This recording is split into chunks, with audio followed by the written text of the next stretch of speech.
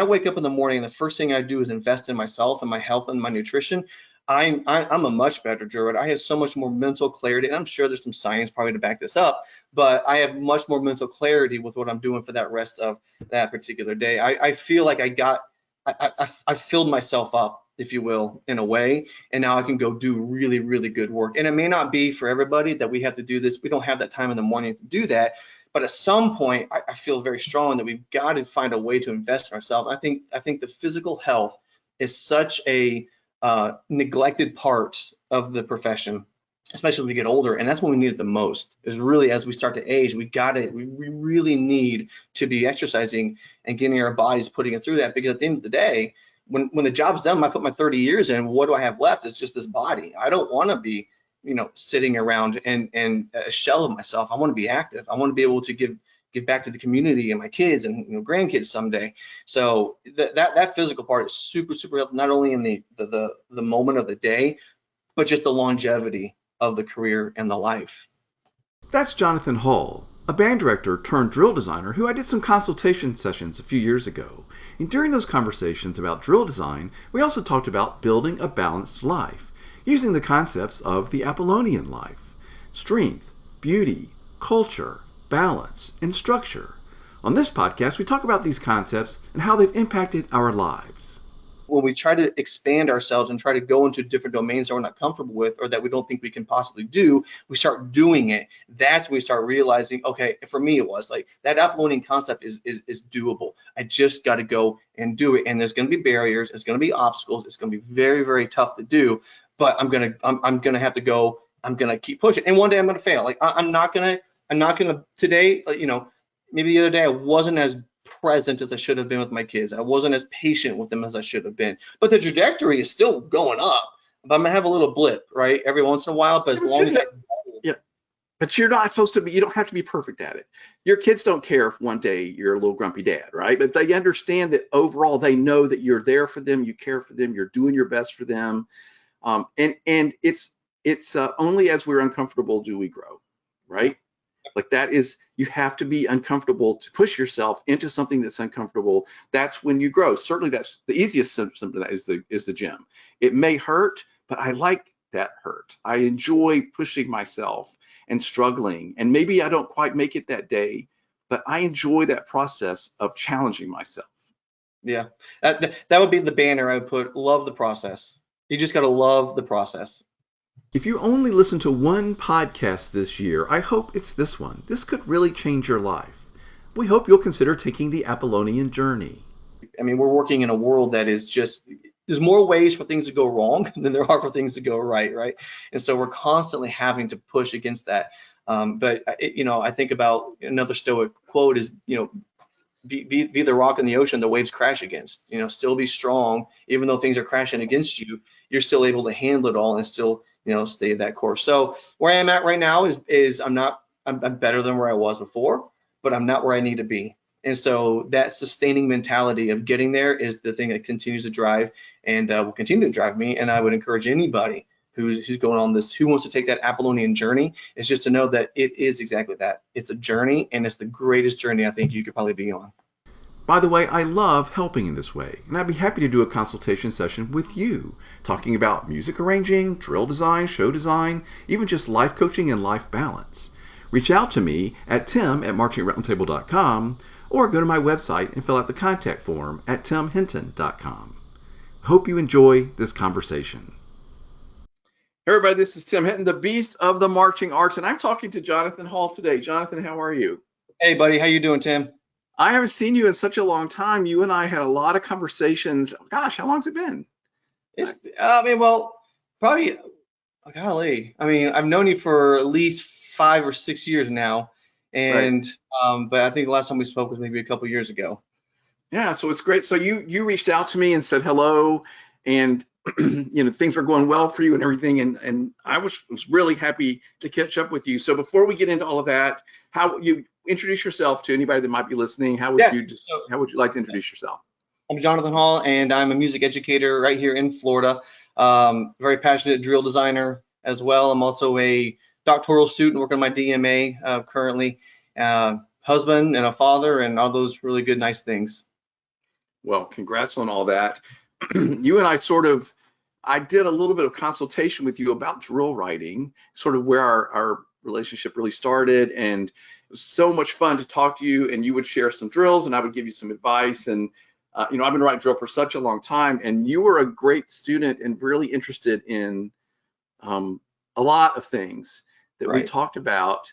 And we ended up talking about a lot of sort of life things in addition to drill writing, which I really enjoyed those conversations.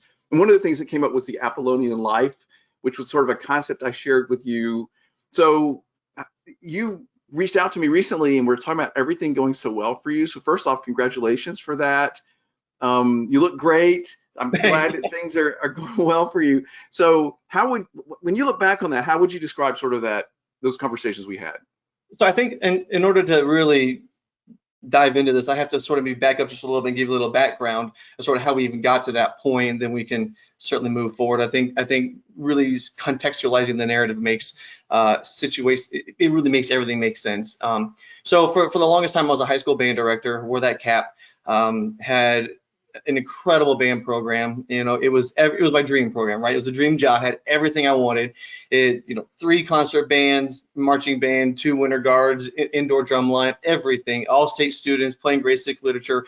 It was an incredible moment. I think it was something like that penultimate moment where you try to get to as a young profession, and I finally had gotten there. And I remember it got to the point where I was just so inundated in every single thing I was doing, specifically related to that job, that I remember having this sort of introspective sort of consultation with myself of, am I really happy? What does my well-being really look like at this moment? And I do remember vividly that moment where it sort of started it off. It was a night rehearsal, and it was on Halloween, and I have 3 young kids. And my oldest one was 10 at the time. And I remember my wife sent me this picture of them going trick-or-treating. And I just remember looking at that picture and thinking, oh my goodness, in 10 years, I had only been to like 2 trick-or-treatings. Like my kids, I had never even got to experience this with them. My youngest was 4, and I had never been with her.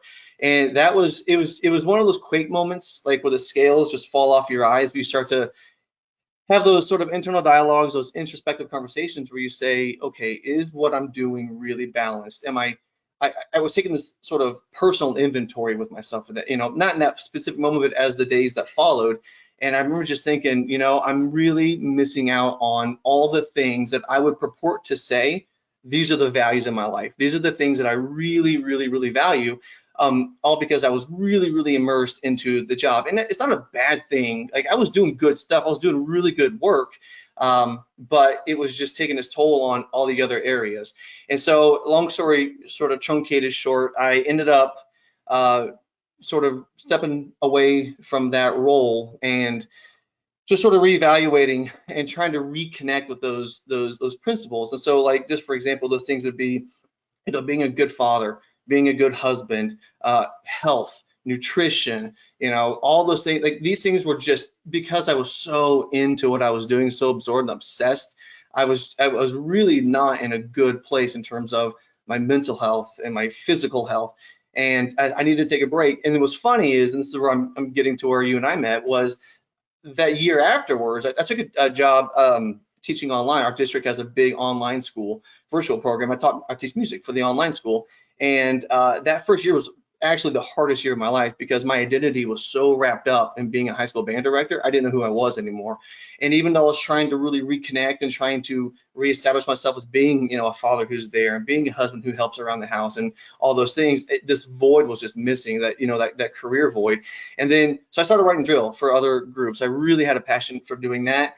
And that's when I reached out to you, and we had these awesome conversations about drill writing and the arts in general. But one of the things that you said, I'll never forget it. I even wrote it down. I have my notes here from that day. Was you talked about being a citizen of the world, right? And that's where this Apollonian concept really started to take hold. And I remember thinking, you said you can have it all. I'll never forget those words. You said you can have it all. You just have to know how to do it and how to go get it. And in that moment, it was like not like a switch, but like a fire just lit underneath me. And from that moment on, it was like, okay, I'm gonna be the best dad I can be. I'm going to be the best husband I can be. I'm going to be the best drill writer I can be. I'm going to start my doctorate degree, better nutrition and better health. And it's just been an incredible journey, a process all the way up to this point where I reached out back out to you and said, hey, Tim, hey, thanks. I owe you one, man. It's been great. Well, I mean, anybody who helps somebody or is a consultant or an educator, you want to know that the work you've done or the help that you've given has made a difference. And it was so appreciative that you reached out to me. And like you're like the poster child for making this work. And I was so excited about that. I thought, okay, let's talk about this, because the concept of the Apollonian life, which we will get into more, everybody, and I'm not an authority on this, okay? This is just the way I used it in my life is what we're talking about today. But this idea of balance and cultivating all of these parts of yourself to make yourself this sort of kind of person you want to be. I love the idea of being a citizen of the world, of being a part of all the things in a big way. Our culture doesn't think we can do that, right? Mm-hmm. Like our culture sort of tells us, no, you have to, well, if you're going to be successful in your career, well, then, your home life's probably going to suffer, or your health may, So I love that you have been able to do all these things. How were you able to find that balance and find that fire for all the pieces of your life that have now gone so well? So the first thing is, and this is something so inconsequential as just saying you can have it all. For some reason, that was a belief mechanism. Like the first thing is you got to know that you can do it. Like you've got to really believe that you can actually do these things, right? And so that was the first, and that was a huge hurdle because, for the longest time, I just thought there's no way I can balance all these things. I have to go all in on this one thing. And I just realized, no, I can actually do that. And it just took that one little, that one little point that was probably just a sidebar conversation. And, you went about your day and you didn't know how big of a ripple that would potentially have. So the first thing is just perspective, right? Knowing that you can actually do it. The second thing is action, just doing it. If you want to run a marathon, don't run a marathon, run to the stop sign down the road and back. Just do a little thing each day. And so health is a big deal for me now. And so cutting out all the processed foods, just stop eating those. That was one thing. Okay. So now we're going to stop eating fast food. I haven't been to a fast food restaurant since my days of being a band director when I would go home late after a football game, right? Like those things are gone now. No more soda, no more cut those things out. Going to the gym, right? Just showing up every single time I go to the gym and being very intentional about what it is I'm here to do. What's the reward I'm trying to seek with this particular process. And then the last thing I think is really important is having, I call it like my accountability angel. It's like this sort of person that's always like, like the typical angel devil on the shoulder whenever you're having a decision. And the one thing, it's like, I always have that someone who's holding me accountable for a certain thing. It could be like the macro thing. So like my wife is really good at holding me and keeping me centered, like everything on the Apollonian concept, and just make sure everything's really balanced. As a drill writer, I often think, it's funny that we talked about this before, but I'll be writing something with drill, I'll be sitting there in the lab and just going, and I'll think, what would Tim say right now? If I showed Tim hitting what I just did, wow, would he say, job well done, or would he give me that look? And oftentimes it's that look, like, I'm not doing this. I got to stop this. I got to read. And it's a true story. There was this group I was writing for this. Actually, one of the groups that you hooked me up with. I'm writing this ballad for them, and I had this beautiful moment that was.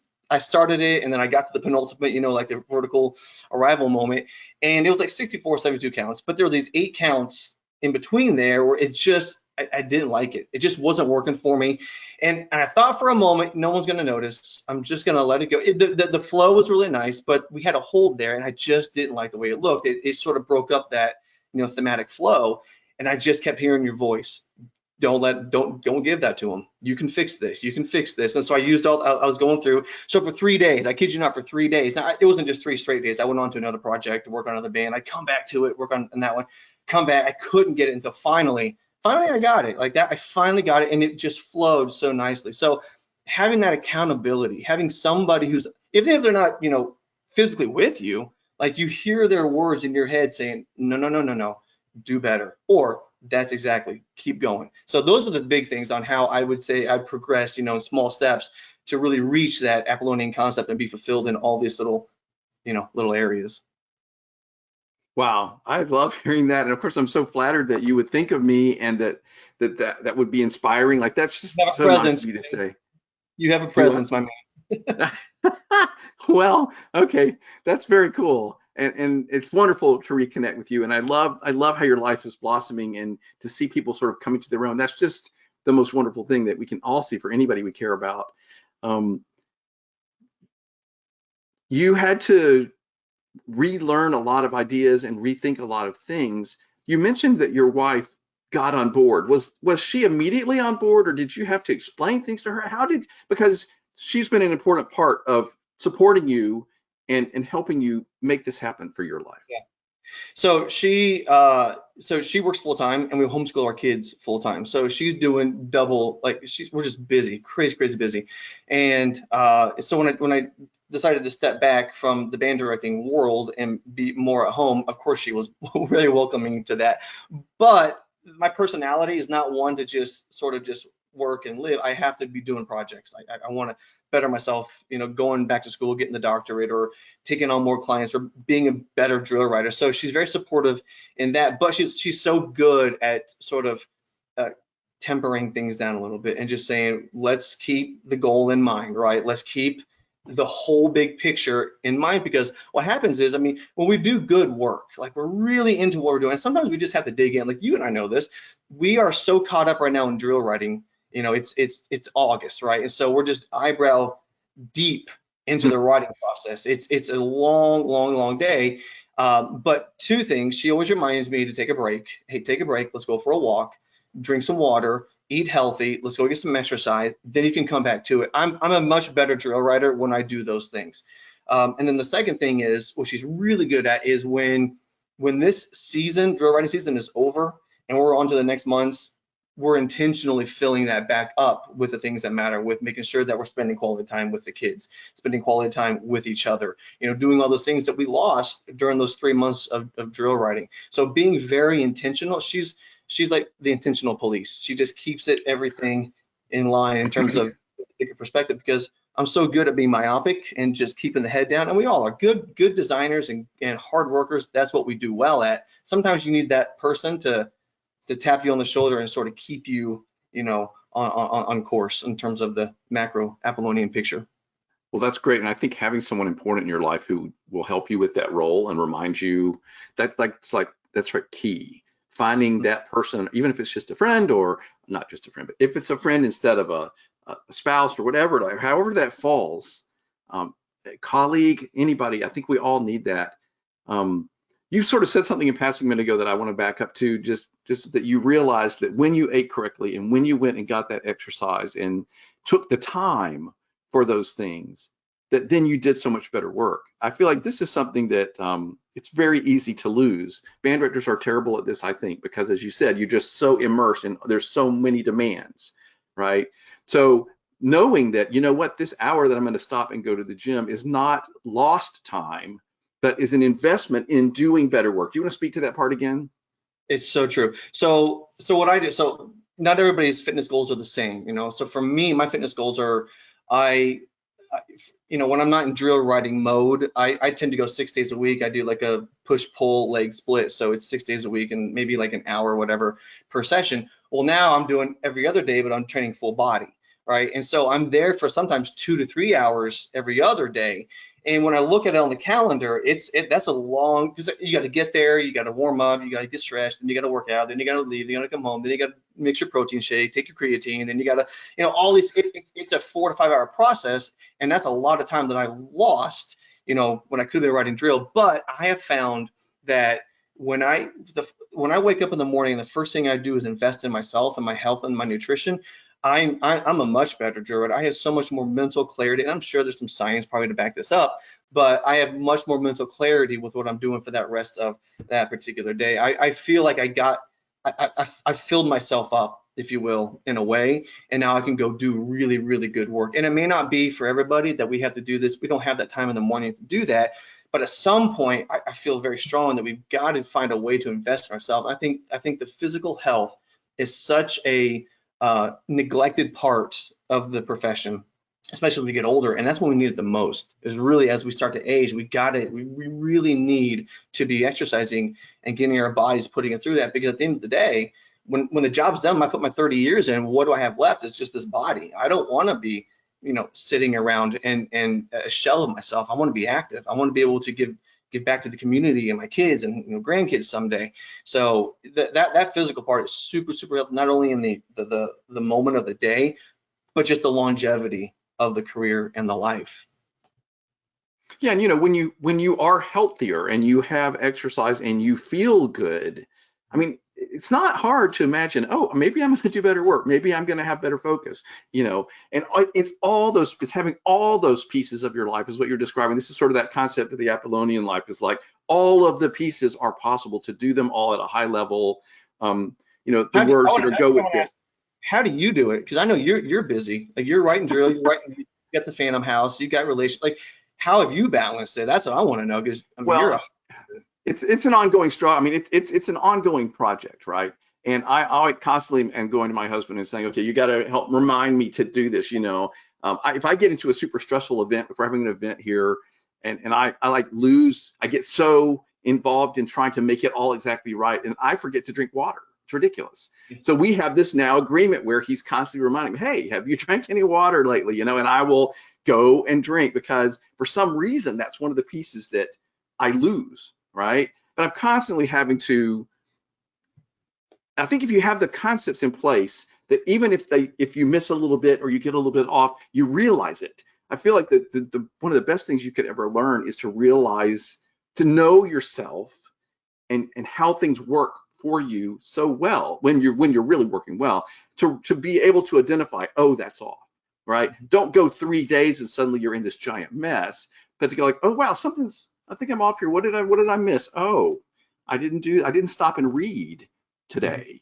And I need, in my life, Jonathan, I need to stop and read each day and like take some time to turn the whole world off and go to this other little world where I'm reading. Like, that's one of the pieces, for example, for me. That's what I was going to ask you. So reading's a big part for me too. So I have books that I'm reading that I know that are going to, again, speak into me and help me to have a much better day and a much better life. So like, reading is important for you, exercising, nutrition. Are there any other things for you yourself that you I guess I would call them like the non-negotiables? I have to have these things in order to be a better, drill writer, right, or professional, or about whatever it is.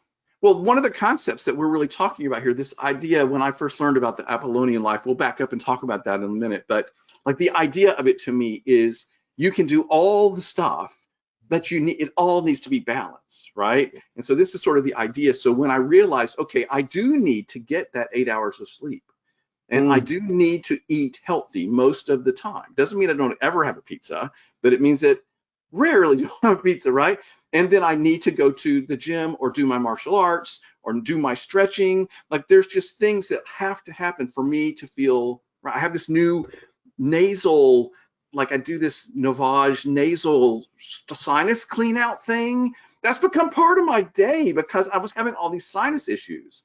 And my doctor's like, use this thing, do it at least once a day, blah, blah. And it's like, okay, is it fun to like run this water through my sinuses? No, it's awful. Like, maybe I'm used to it. But I mean, I don't know why I'm sharing that part, but there's and then there's things like pleasurable things that I need to do. I need to have time to spend with my husband. I need to have time with friends. I need to like all of these things are part of living a balanced life and running on all cylinders. Be great at literature, be great at music, be great at your work, be great at exercise, be great at health, be great at passion, be great at love. Like, that's the concept that I love that you and I talked about. Yeah, no, that's really, really, really good. And I find it to be, for me, sometimes I find it to be really, really difficult, right? It's hard to go to the gym consistently. It's hard to always eat nutritionally. It's hard to, it takes effort and it takes intentionality, right? But isn't it true though, Tim, that the things that are worth doing the most are often the hardest things to do, right? Well, see, I think that's so interesting that you just said that, because I love talking to you, Jonathan. This is fun. I've missed talking to you. This is awesome. I'm really enjoying this. But I think there's difficult, and then like things can be simple, but also be very difficult to do, right? So like these concepts are pretty easy, but that doesn't mean they're very simple to understand. I need to eat right. I need to get rest. I need to take time for me each day. I need to do good work. I need to make great love, like all these things, but it's hard. It's difficult to do. And I learned along the way that I don't have to get it perfect. This was a big lesson in my life. Like I was a big perfectionist. Everything had to be exactly right.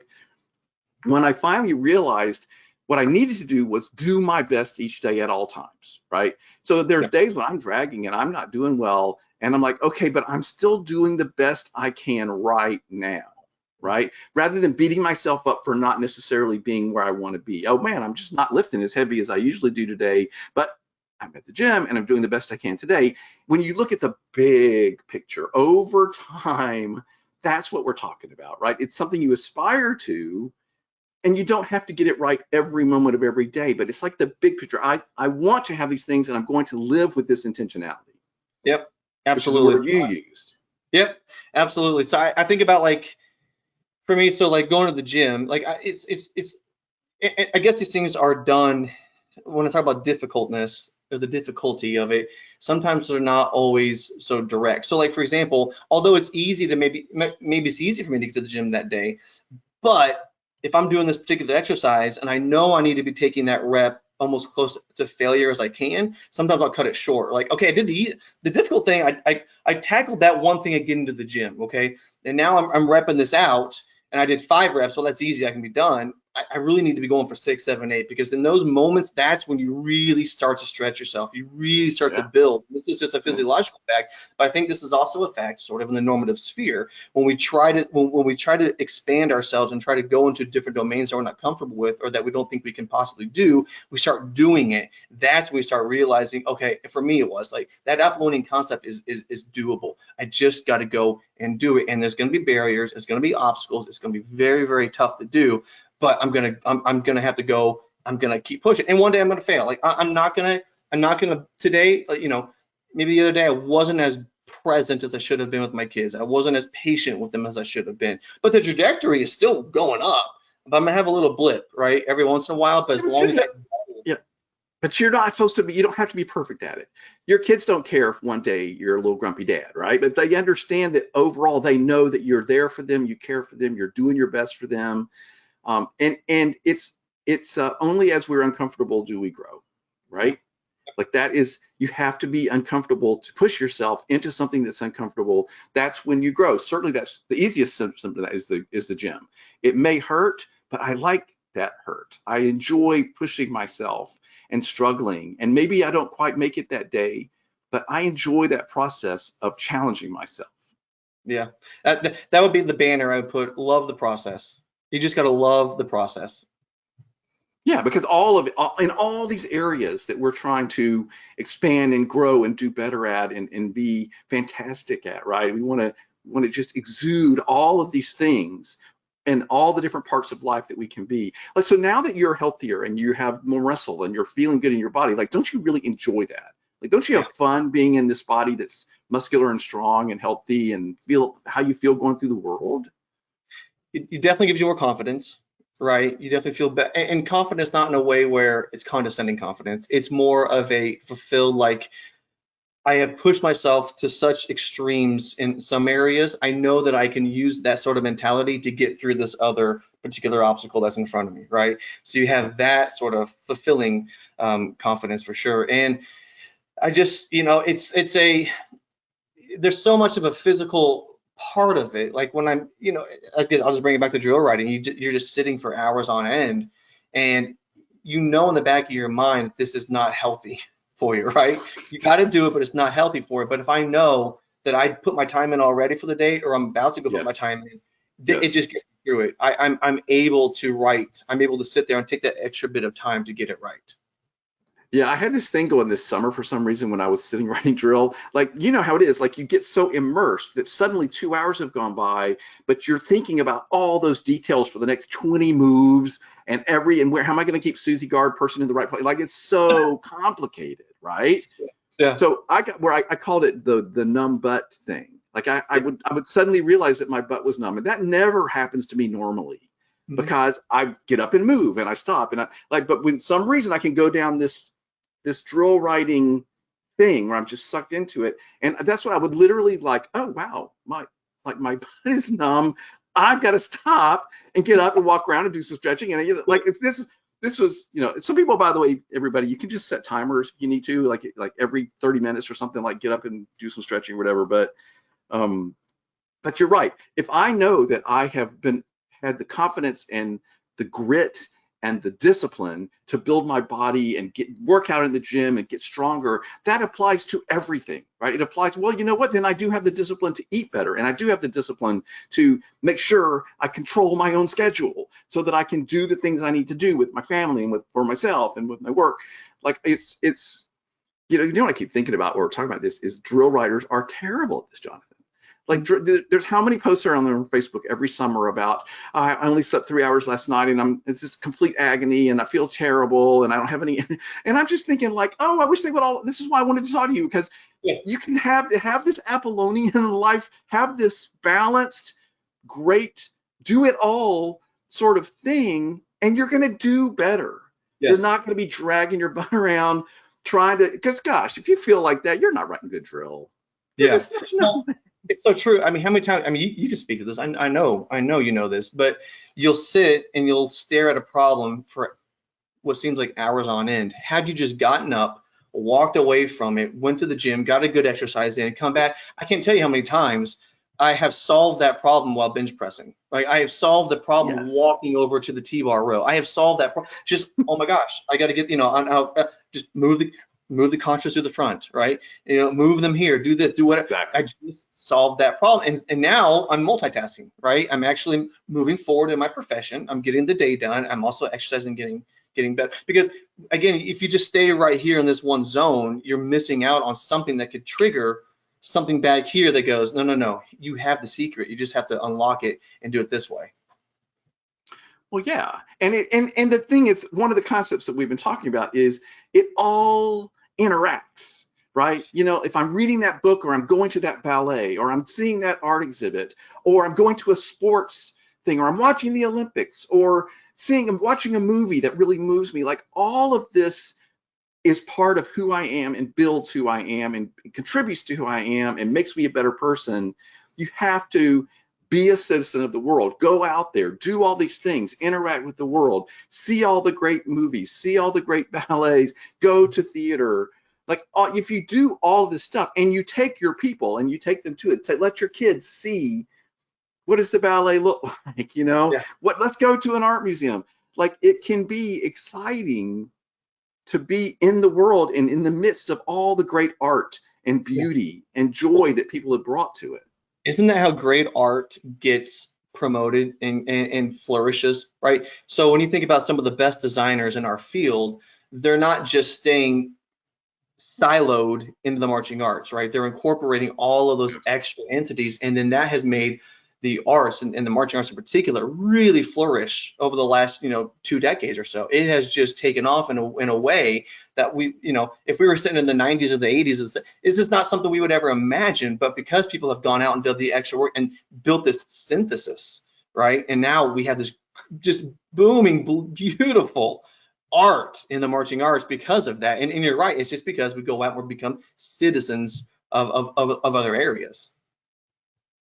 Yeah, I love this idea that you're describing, and I love that I'm getting to talk to you, and it's so kind of you again to reach out to me because you have lived this, you've made it happen, you've grown into it, and that's just super exciting to see in anybody's life, but I love seeing it in you, and I want to back up and tell the story of how I first learned about what the Apollonian life is, because I like the story a lot, and I don't know if anybody would want to hear it, but I'm going to tell it. Years ago, I was living in Atlanta, so this was probably in the 90s, maybe even the 80s, but it's a long time ago. A concert pianist came to Atlanta to perform with the Atlanta Symphony, and there was an article about him in the newspaper, in the Atlanta Journal-Constitution. This man was a concert pianist, touring the world, playing piano concertos with orchestras. He was also a full-out bodybuilder, exercise, like this huge hulk of a man, And I was into bodybuilding and I was into music, and I was like, this is interesting. I want to learn about this. And so, the article interviewed him, and he was like exactly the things we're describing. He called it, I'm trying to live the Apollonian life. I'm trying to live with reason and beauty and health and all those harmony and structure and reason, all the things that are in that. But he talked about how exactly what we're talking about. I could be a concert pianist and play with the most delicate bit, in the most delicate way on a piano, and also be a 200+ pound muscular man who goes to the gym, lives with great vitality. So he was writing and reading and doing all the stuff in all the arts and all the ways, being healthy, taking care of himself. And I was like, oh my gosh, like this is the first time I've ever seen anybody talk about this, and they're living it. And this man was living this life, and that changed my life that day. And that was sort of when I was like, oh wow, he's doing all of it with great joy and vigor and energy and excitement. And if a concert pianist can look like a bodybuilder and be touring the world, what can I do? I was like, well, I mean, I'm a band director at the time. I was like, or maybe I was already into my freelance work, but I was like, wow, what can I do this too? Can I work it and do and produce and create at the highest level and be wildly strong and energetic and have this full, complete life?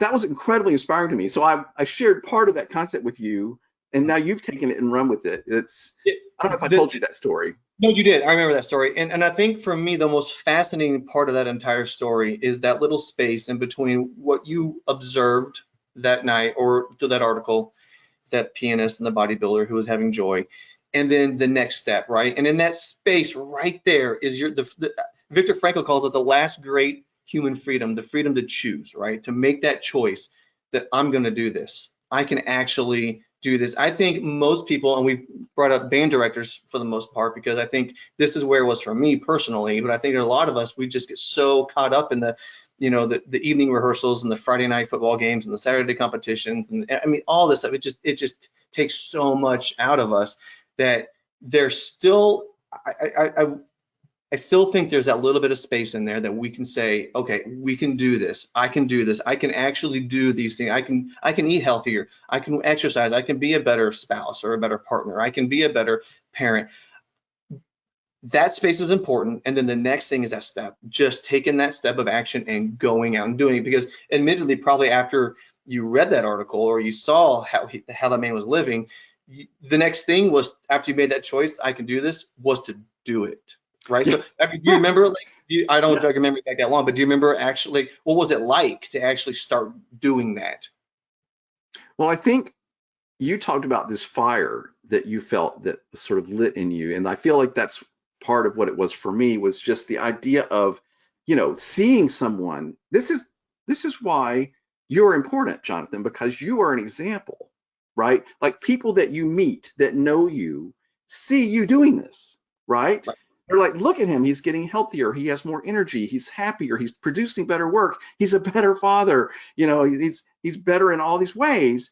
And I feel like it's very exciting to be a good example and to be a little bit of a light out there in the world. Like, I think that's something that should not be taken lightly. I think it's really important. So I feel like that was part of it for me. But the other piece of that is, we didn't say this was easy. Yeah. Right. Like, you can make that decision, but all of a sudden you're like, okay, well, let's say I'm that person you just described. I'm a band director. I'm beat down. I'm already taking every second. When do I have time to plan better meals? When do I have time to make sure I get exercise? When do I have time to make sure I'm sleeping? When do I have time to make sure I'm with my partner, my lover, my spouse, whatever, and taking like that's hard. It's not an easy, but it's not complicated. It's simple, but it's not easy, right? So I feel like for me, I just remember thinking, I saw maybe for the first time really clearly, like, oh, wow, this is possible, right? This person is doing all of it. This person has the whole thing. And and the other thing I loved about it, Jonathan, but he was completely unapologetic about it. He was like, this is who I am. Like, because I mean, you could look at this person, and I think perhaps the articles were like, this person is not normal. This person is unusual, right? Like, you don't see concert concert orchestra performers who are these big, hulking, muscular, strong, vital men. Like, it's just, that's not the norm for that. And everybody can be their own thing. Like, I'm not saying that's how it has to be, but for me, that was very inspiring. And I was like, oh, it can be done. I think that's the exciting thing. And I think that's why I wanted to talk to you, because you're another example of, oh, look, it can be done. He's doing work at the highest level. He's working on his doctorate. He's being a great father. He's being a great lover. He's taking care of his body. All these pieces, it's possible. That doesn't mean it's not work. You have to stop and figure it out. And what do I have to change? And so I'm not going to watch TV for 2 hours every night. Okay. Yeah. Oh, I'm not going to get to have that Big Mac. Well, okay. But after a while you realize you don't need it. But I think a lot of the choices that we make, I'm so glad you brought up the easy and simple distinction, because it's so critical. It's like, yeah, I'm not gonna be able to have the Big Mac, but if I just took a little bit of extra time to meal plan, I'm gonna have a much better meal that's actually gonna keep me satiated through the day, so I don't want to crave that processed food or that Big Mac. Or I'm not gonna have to go to the drive-through after the football game or whatever.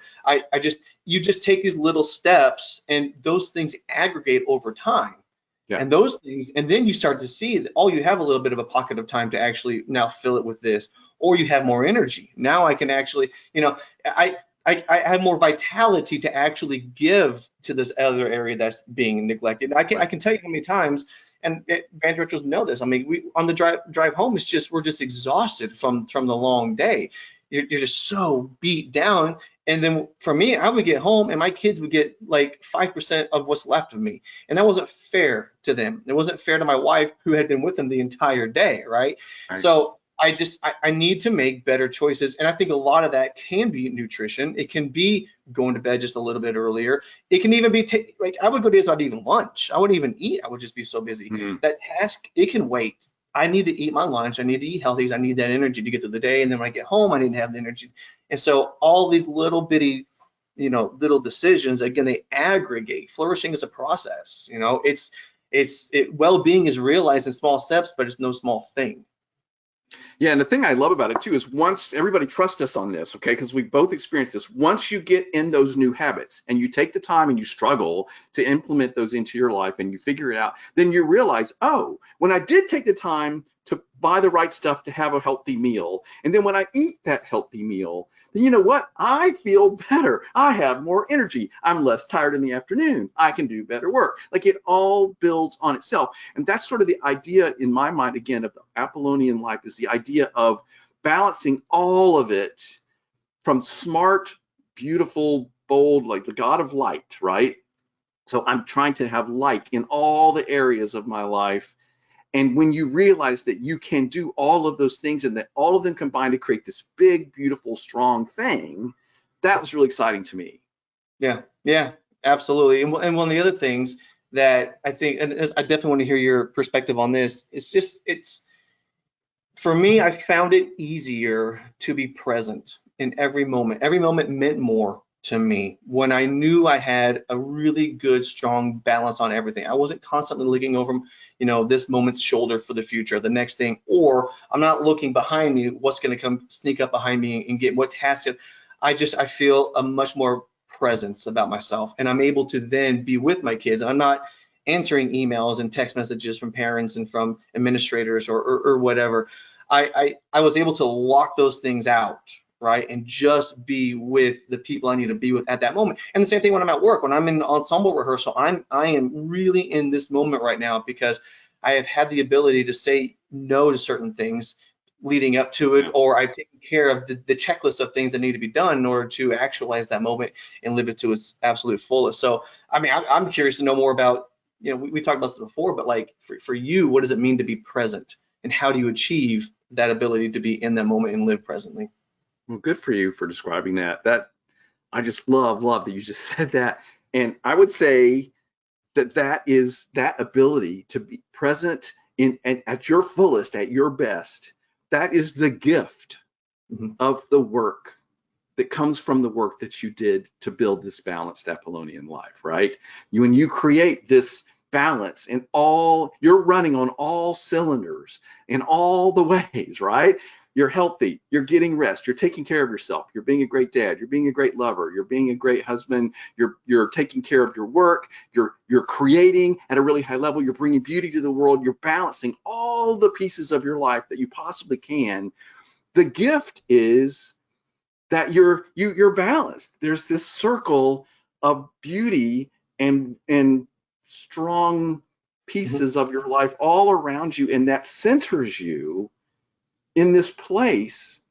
I think that's the basis of this whole concept is when you do all of that, you find yourself centered and you're like, okay, so now I'm here and I'm really here and I'm stable, because one part of me, this is hard to keep all the time, everybody. It's not something that you get perfect all the time. But when you can do that, then you realize, okay, I'm not like a wobbly chair with one of the legs about to fall over because I didn't eat, or because I didn't get rest, or because my health isn't good, or because I'm stressed out too much about work, or because I haven't had sex in 2 weeks, or whatever the thing is. You realize, okay, I have balanced all of this, and it allows me to be in that centered, present place. That's the gift of all the hard work.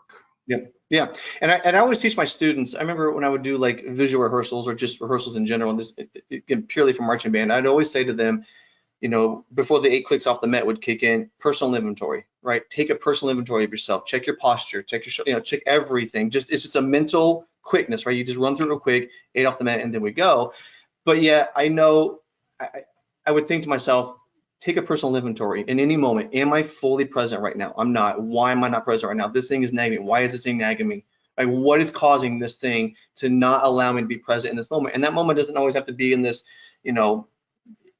on the beach walking along and feeling the good, sunshine, the breeze. The moment can be just, conducting and feeling the emotion of an Eric Whitaker piece, right?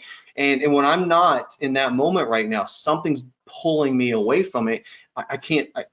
I'm doing myself a disservice. I'm doing the students a disservice. If I'm at home and I'm not being fully present with my kids, I'm doing them a disservice. And so the goal, like you just said, is to always, even though you're not always going to be centered and not always have the goal, is to try to get there and stay there as long as you can. And sometimes sustaining is almost the hardest thing to do, right? Yeah, but if you have created the framework of it, right? You're aware of it. You become aware of it. You started to work toward it. You start to put all those pieces of this framework around you, all these pieces that we're describing that create this sort of balanced life.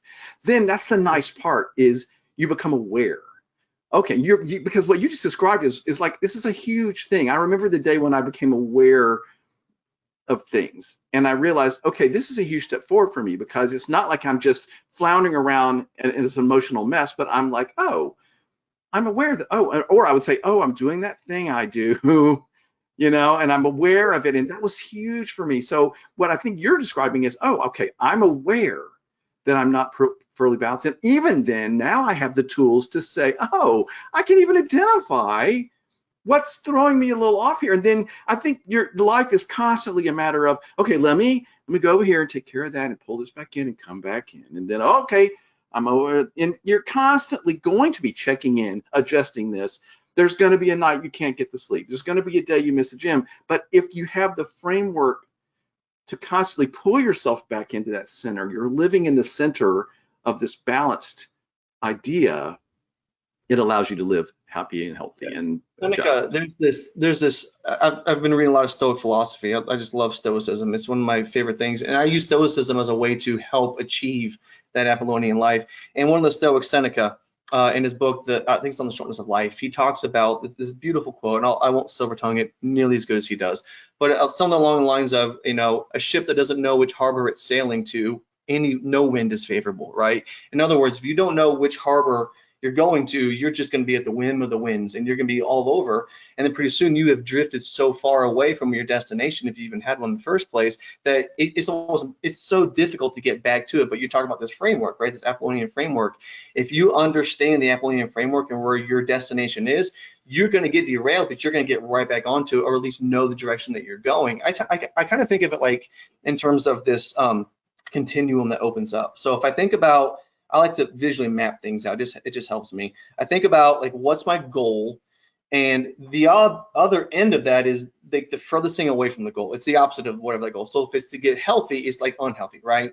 And every action decision and behavior is always measured, evaluated against that goal.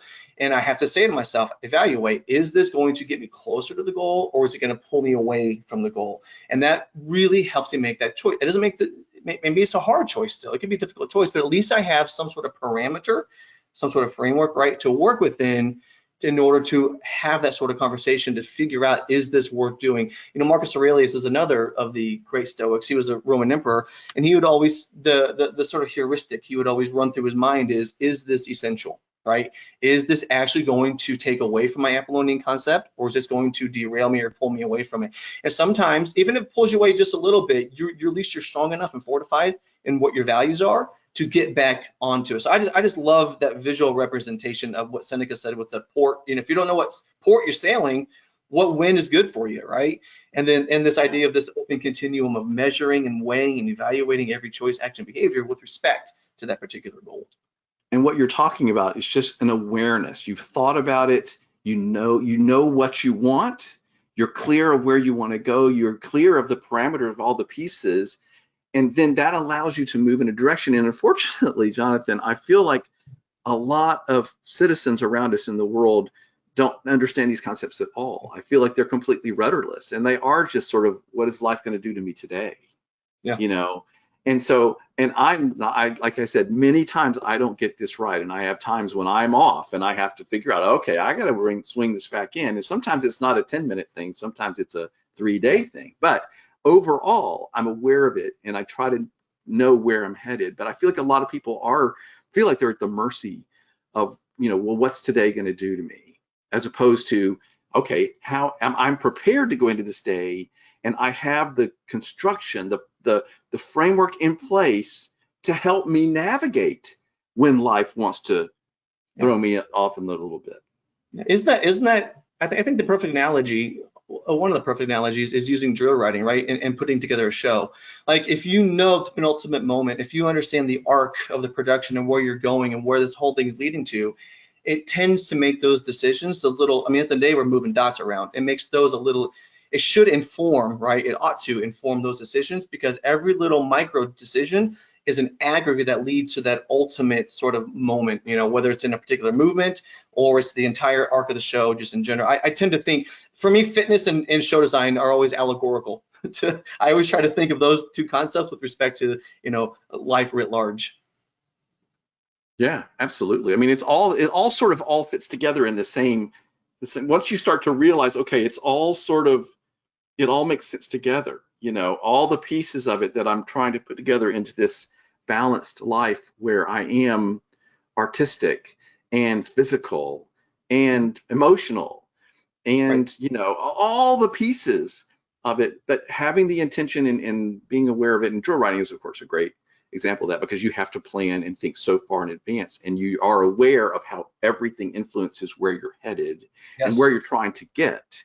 So that's actually an excellent analogy. And I just would encourage all the drill writers that might be listening to this to try to figure out how to get this balance for yourself, because you will do better work and it will make yourself clearer and you'll be more balanced. And all of a sudden, you're not hating every day that you get up to try to do this work. You know, yeah. I am, this is, gosh, I mean, I think we could sit here and talk about this for hours more, but Jonathan, this has really changed your life. I'm excited that I was a part of maybe helping you understand some of these concepts, but you did the work. You made that choice, as you described, and pushed and figured out the hard stuff to make it happen. How are you feeling now that you've conquered that and you have this framework that's serving you so well? Well, in some respects, it's fulfilling, right? You feel better, but also I start to notice the things that I still need to get better at, right? So I still, like, there's so many areas where I see the opportunity and I still see that gap of where I am, where I need to get to. And I always want to close that gap as fast as I can, but, you know, it's a process, it's a journey. And as long as you're just going in the right direction, then eventually, and I don't know that you'll never get to it. Like, that's the paradox in all of this. Like, you're never going to get a 100% at it, and that's just the woes of life. I mean, we're just always going to fall a little bit short of any expectation or any goal, because you could always just push it back a little bit more, because there's, you know, the drive for everything to be perfect. I mean, we're working in a world that is just there's more ways for things to go wrong than there are for things to go right, right?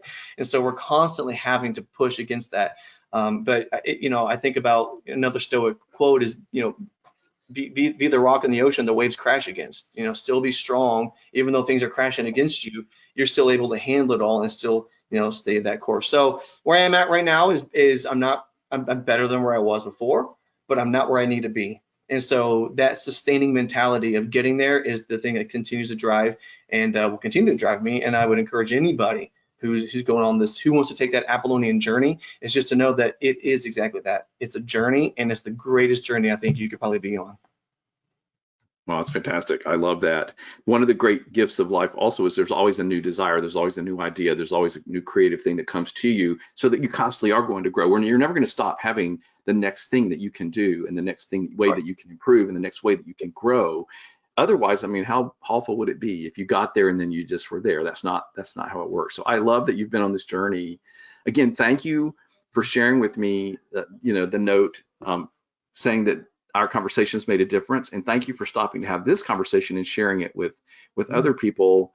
I think you're a great example of the Apollonian life, and I think that you are a great father and a great designer and creator, and I'm sure a great husband, and you're a great example for everyone you come in contact with every time you run into anybody. And so that's to be that light in the world right now is not a small thing. So thank you for doing that. Well, I appreciate it. I mean, I owe so much to you. I said in the note, I owe it to you, and I'll always owe it to you. Always indebted.